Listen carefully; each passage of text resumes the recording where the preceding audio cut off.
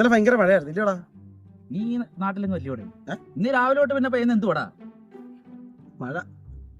നമ്മുടെ ബാബുനൊന്നും ഇപ്പൊ ഇങ്ങോട്ട് കാണുന്നില്ലല്ലോ. ഓ അവരെങ്ങോട്ടൊന്നും വരാതെ ഇങ്ങോട്ട് പറഞ്ഞ ആവശ്യമില്ലല്ലോ. അവന്റെ അച്ഛൻ ഇവിടെ ആവശ്യത്തിന് ഉണ്ടാക്കിയിട്ടേക്കുമല്ലോ.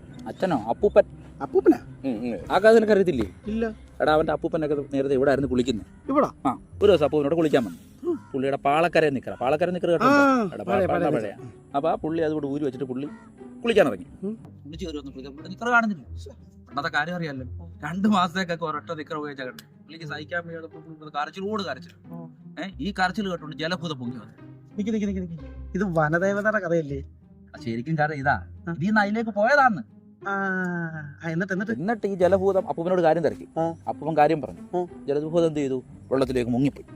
എന്നിട്ട് സ്വർണ്ണത്തിന്റെ ഒരു നിക്കറോട്ട് പൊങ്ങി വന്നു. അപ്പൂപ്പ സത്യസന്ധനാണേ. അപ്പൂപ്പൻ പറഞ്ഞു ഇതെന്റെ അല്ല.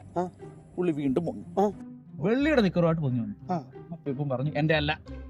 സത്യസന്ധത.